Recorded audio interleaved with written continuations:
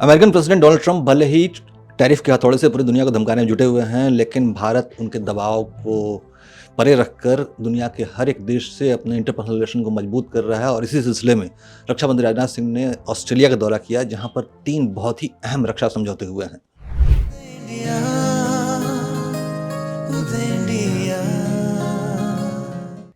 नमस्कार, उदय इंडिया में स्वागत है आपका। मैं हूं अंशुमान आनंद। ऑस्ट्रेलिया के कैनबरा में रक्षा मंत्री राजनाथ सिंह ने 3 बड़े रक्षा समझौते करके डोनाल्ड ट्रंप की मनमानी को करारा जवाब दिया है। दरअसल भारत, अमेरिका, ऑस्ट्रेलिया और जापान, ये सभी चारों देश क्वाड के सदस्य हैं, लेकिन पिछले कुछ दिनों से अमेरिका क्वाड को लेकर उदासीनता बरत रहा था और उसको ठंडे बस्ते में डालने की कोशिश कर रहा था।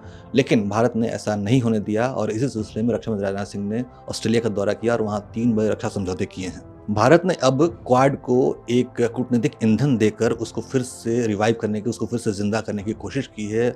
और जो 3 बड़े रक्षा समझौते हुए हैं, वो रक्षा समझौते ट्रंप प्रशासन की इंडो पैसिफिक नीति को लेकर क्वाड के प्रति उनकी रुचि घटती जा रही थी।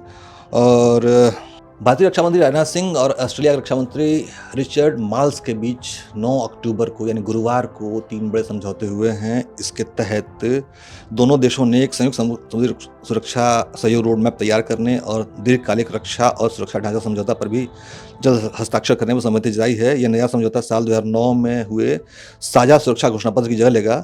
ट्रंप प्रशासन के दौरान भले ही अमेरिका भारत के साथ अपने संबंधों को सीमित करने की कोशिश कर रहा है, लेकिन भारत ने क्वाड देशों पर अमेरिका की छाया पड़ने नहीं दी है और उनसे अपने संबंधों को मजबूत करना जारी रखा है। हमारे देश का defence research and development organisation या DRDO और ऑस्ट्रेलिया का defence science and technology group पहले ही टॉयड एरे सेंसर पर काम कर रहे हैं। इस साल के अंत तक दोनों देश quantum technology, artificial intelligence, cyber security, information warfare और एडवांस साइंस जैसे क्षेत्रों में सहयोग को आगे बढ़ाने की योजना बना रहे हैं। रक्षा मंत्री राजनाथ सिंह ने ऑस्ट्रेलियाई रक्षा कंपनियों को भारत में उत्पादन करने का न्योता दिया है। उन्होंने कहा कि दोनों देशों के रणनीतिक लक्ष्यों के अनुरूप साझा प्लेटफॉर्म तैयार किया जा सकते हैं, जिससे इंडो पैसिफिक क्षेत्र में स्थिरता और सुरक्षा को मजबूती मिलेगी। राजनाथ सिंह की यात्रा साल 2014 में मोदी सरकार के आने के बाद भारतीय किसी रक्षा मंत्री की पहली ऑस्ट्रेलिया यात्रा है और ये ऐसे समय में हुई है जब भारत ऑस्ट्रेलिया के साथ व्यापारिक तनाव और नीति असंतुलन के बीच जापान, ऑस्ट्रेलिया, दक्षिण कोरिया और फिलीपींस जैसे क्षेत्रीय साझेदारों के साथ अपने रक्षा संबंधों को बहुत ही मजबूत बनाने की कोशिश में जुटा हुआ है।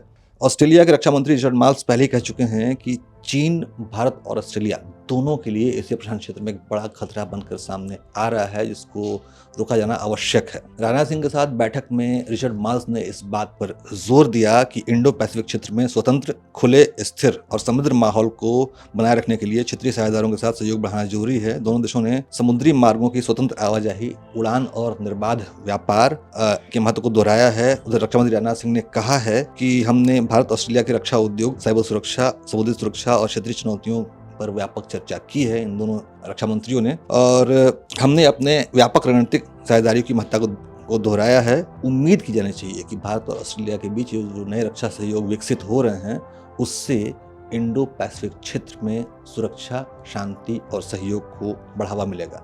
जय हिंद, जय भारत।